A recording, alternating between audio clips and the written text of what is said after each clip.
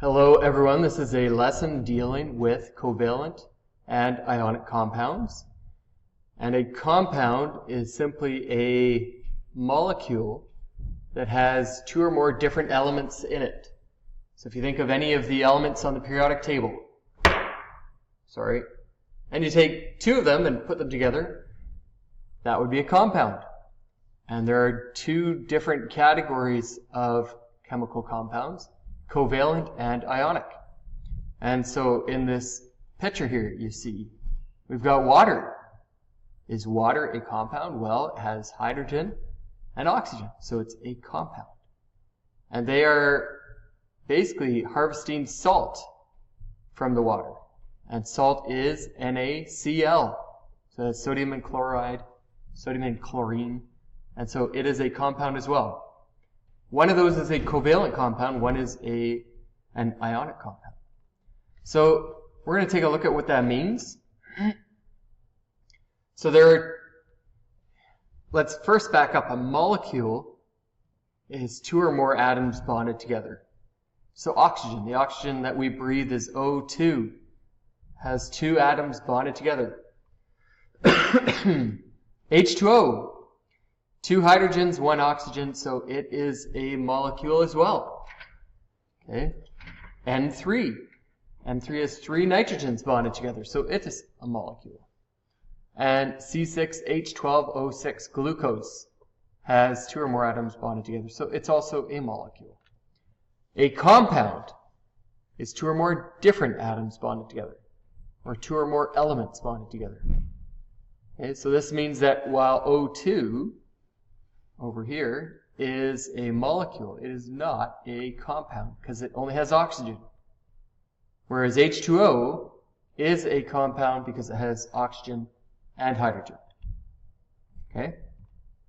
There are two ways that compounds can be formed: covalent bonds and ionic bonds. Okay, those are the two categories. And so what we're going to do is we're going to look at what that means and how they're different. You're even going to be able to identify them when you look at them. You're like, that one's covalent. You'll be able to do that. So here's covalent. Covalent compounds are compounds in which the atoms bond to each other by sharing pairs of electrons. Isn't that nice? They share pairs of electrons. So water, H2O, is an example of a covalent molecule. Okay? H2O, you've got an oxygen atom and two hydrogen atoms. And you remember from earlier that they are more stable when they have a full valence shell. And oxygen has 6 electrons on its valence shell. Well, this second shell is more stable when it's full, and that would have 8 electrons. Okay, so it's missing 2. And hydrogen, it's the first element, has 1 proton. And how many electrons does it have on its first shell? Just 1. So oxygen is missing 2 electrons. Hydrogen, first element on the periodic table, has 1 proton, and on its first shell has only 1 electron. It's more stable if it could gain another electron so that it has 2. Well, maybe they can share. Okay, so if they bind together like this, now their valence shells overlap. Hydrogen has been tricked into thinking that it has 2 valence shells, 2 valence electrons, and its shell is now complete. Yeah, oxygen has this experience of having a full valence shell as well. It now kind of has 8, and so both hydrogens are more stable, and the oxygen is more stable. So in a water molecule, they all have a full valence shell because they share electrons. Okay. Chlorine atoms. So if you've ever been to a pool, then it might have chlorine in there. And that is Cl2. Now a Cl atom looks like this. And like that. Okay. 2, 8, and then 7. Okay. So they're not as stable like this. they're more stable if they have a full valence shell. And what do you know? They can actually share this pair of electrons. And so that's a covalent bond. They're sharing pairs of electrons. These two electrons will spend some time around this nucleus and some time around this nucleus. Okay? And so that's Cl2. That is a covalent bond. What about ionic bonds? So ionic compounds are compounds that have ionic bonds between atoms. That is so strange. So an ionic bond forms not by sharing pairs of electrons, but when one actually just takes it. Okay? It takes one or more electrons from another atom. Now if this one takes electrons from this one, whoop, okay? This one's now negative, this one's positive. Okay? And if this one's negative and this one's positive, they will attract each other. Okay? So this is not sharing pairs of electrons. One just takes or steals electrons from the other. So now that one is positive and one's negative, the opposite charges attract each other and an ionic compound has formed.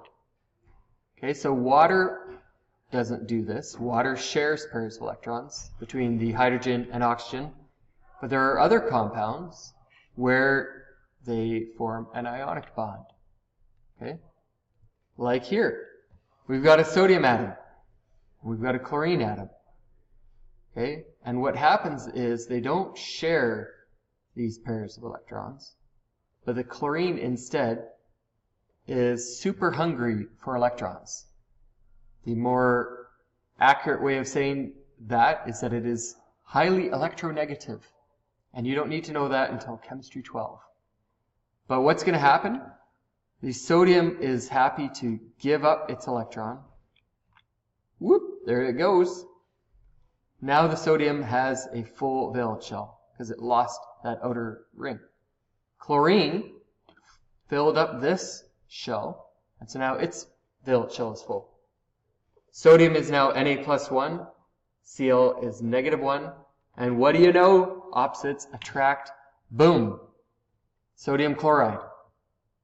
Okay, and so that is an ionic bond, a bond between a positive ion and a negative ion. Okay, so this makes NaCl, which is also called sodium chloride or table salt, and there are other salts out there as well. Calcium chloride, that would be a salt. Don't put it on your food, on your French fries, but that's a type of salt. Sodium bromide, that would be a type of salt. Okay, but we don't eat that kind. Okay, now we've talked about how atoms can gain a charge, right? You can get Na becoming Na+1, or you can get Cl becoming Cl-1. But there are also molecules that can have a charge. We call them polyatomic ions. And so here's an example. That looks so complicated. HSO4 -1. So what is that? So this is a molecule called hydrogen sulfate. It has a sulfur, this big one in the middle, bonded to 4 oxygens, 1, 2, 3, 4, and 1 hydrogen. There it is. Okay, so that's the molecule, and it has a charge of -1. Okay, so this is just a molecule with a charge. Okay? So the molecule is made up of atoms that are covalently bonded together. Okay, these ones are held together by covalent bonds. They are sharing pairs of electrons, and that is what's keeping them together. Okay? So the hydrogen, sulfur, and 4 oxygens are sharing pairs of electrons, and so they are bonded together covalently. However, because it has a charge of -1, this thing can ionically bond to other electrons or other ions. Okay, a -1 like this thing could bond to, let's say, an Na+1. Okay, because now you have a positive and a negative, and they attract. Okay, so it's a molecule with a charge. The atoms here, in this diagram are held together by covalent bonds, so they are sharing pairs of electrons, and that's what's sticking them together.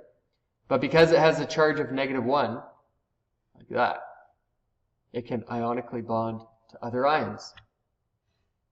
Okay.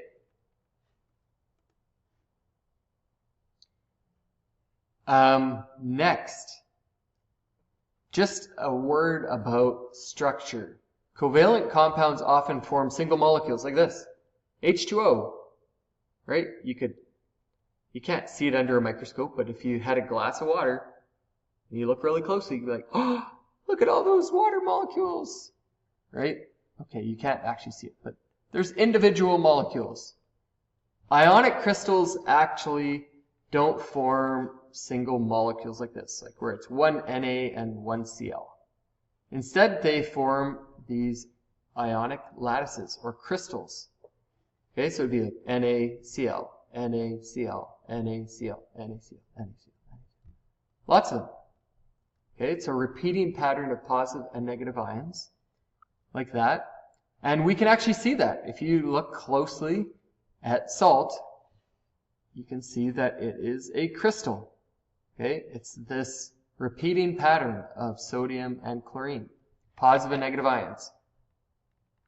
Okay, so now that we know a little bit about covalent and ionic compounds, let's see if we can identify them. This is CH4, methane. Okay, happily donated by cows near you. Okay, what is this? Is this a covalent or an ionic one? Well, the carbon and the hydrogens are sharing pairs of electrons. That is most certainly covalent.